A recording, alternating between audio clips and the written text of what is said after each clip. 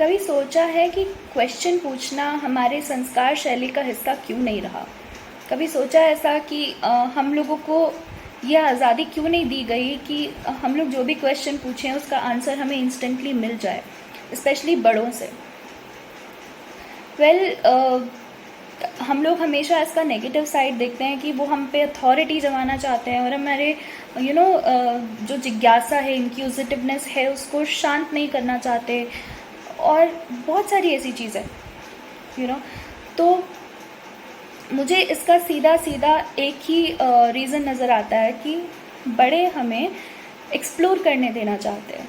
वो चाहते हैं कि हम हमारा सच, हम हमारा परफेक्शन, हमारे नियम हम खुद बनाएं, क्योंकि they agree on a statement that boundaries are good for harmony, so those boundaries needs to be created by us, right? For that they keep reminding us that it is very crucial to understand the definition of boundaries. That is why they tell you to do certain things. That is why they ask you to avoid certain things.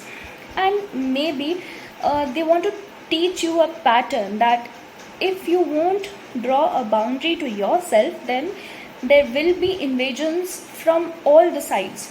Friends might underestimate you, your loved ones might underestimate you, your teachers might, or your colleagues might, so you will not become a good leader, right? You have to establish a good formal and informal line where there is a balance of both the things, that formal communication is also there but informal is also there. They know their boundaries when they are looking at you, right? So the whole purpose of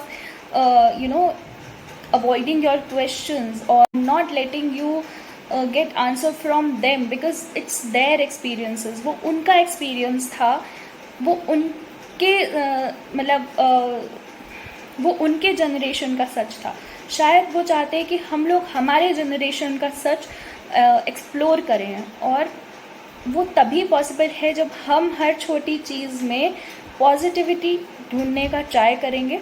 of course negativity को ध्यान में रखेंगे, उसको accept करेंगे और उसको तभी use करेंगे जब उसकी ज़रूरत है। For example, I always use to ask मम्मा, दिन में जल्दी उठना क्यों ज़रूरी है? रात में आप क्यों जल्दी सुला देते हो? रात को आप झाड़ू क्यों नहीं निकालते हो? या फिर रात में पूजा क्यों नहीं करते हो? तो इन सब सवालों का जवाब मुझे पूरी तरह से कभी नहीं मिला, कि उन्हें सब पता होता था, बट फिर भी उन लोगों ने ये बोल के टाल दिया कि मुझे नहीं पता, हर चीज़ का आंसर मुझसे मत पूछा करो, जो बोला है वो करो। तो विच सजेस्ट कि वो चाहते हैं कि वी एक्सप्लोर आवर सेल्व्स, हमारा सच हम खुद जाने। जैसे फॉर एग्जाम्पल, थोड़े टाइम बाद में मुझे रियलाइज़ हुआ, ओके, पहले के ज़माने में बिजली नहीं होती थी, अंधेरे के टाइम वो बहुत ऑब्वियस था कि आप झाड़ू के साथ में कोई भी कीमती चीज़ बाहर निकाल देंगे। तो दैट वाज द आइडिया। चीज़ें रियलाइज़ होती है क्योंकि मैं बहुत सारी चीज़ें जो मेरे से छोटा भाई है उससे मैं डिस्कस नहीं करती। मैं उसको स्पून फीड नहीं करती। वो बोलता है कि दी तू लिख के दे देना, तो मैं बोलती हूँ कि नहीं, you should do your work, तुझे मैं बता दूँगी कि पैटर्न क्या है। और उस टाइम मुझे मेरे बड़ों पे गुस्सा आता था कि भाई वो मुझे क्यों नहीं करके दे रहे हैं, उनको पता है कि कैसे करना है पर क्यों नहीं करके दे रहे हैं। तो मुझे बहुत इरिटेशन होती थी। नाउ आई अंडरस्टैंड कि हमेशा अपनी सिचुएशन को इतना बड़ा मत बनाइए कि वो फिर एक मिस्ट की तरह आपको अंधा कर दे। जैसे मिस्ट आ जाती है, हम लोग क्लियरली देख नहीं पाते कि सामने से गाड़ी आ रही है या साइकिल, शायद साइकिल पे भी तो 2 साइकिल आ रही है और उस पर 2 लाइट लगी हो सकती है। तो हम इतना बड़ा इमेजिन कर लेते हैं अपनी प्रॉब्लम्स को दूर से ही कि हम उससे भाग जाते हैं। या जब तक आपका रॉन्ग परसेप्शन आपकी आंखों के आगे रहेगा, और वो तभी होता है जब आप इमोशनली सोच रहे होते हैं, इरैशनल होके डिसीजन लेते हैं।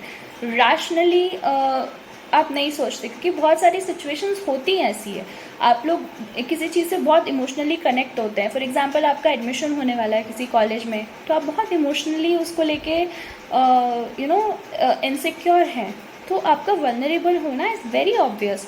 और आपका चिड़चिड़ा होना भी इज़ वेरी ऑब्वियस। मुझे अभी भी याद है कि पापा कभी भी मुझसे हिसाब नहीं लिया। 3 साल मुझसे, जब मैं कॉलेज में आई, मैं बाहर रही, तो मुझसे कभी भी उन्होंने कोई हिसाब नहीं लिया। उन्होंने मुझे एक्सप्लोर करने दिया, बस एक चीज़ बोलते हुए कि तू सेव किया कर। बट मुझे उसका मीनिंग तब तक समझ नहीं आया जब तक मुझे ऐसे सेंस ऑफ रिस्पॉन्सिबिलिटी फील नहीं हुई, और वो बहुत बाद में जाके हुई, वो 4 साल के बाद हुई ऑफ कोर्स। तो ये सब चीज़ों में टाइम लगता है, और ये चीज़ पेरेंट्स भी समझते हैं क्योंकि वो लोग ने हमारे लाइफ भी जी है। So try understanding their perspective, and you can ask questions, keep asking questions. I'm not stopping you, I'm not asking you to just do whatever they ask you to do, but understand what they intend to do with you, and that what their perspective is. All right, so on this note, I'm ending this video. Thank you so much for watching this video, and keep liking, keep sharing, and keep subscribing, guys. Thank you so much. It's a great pleasure to share these information with you. Have a great day.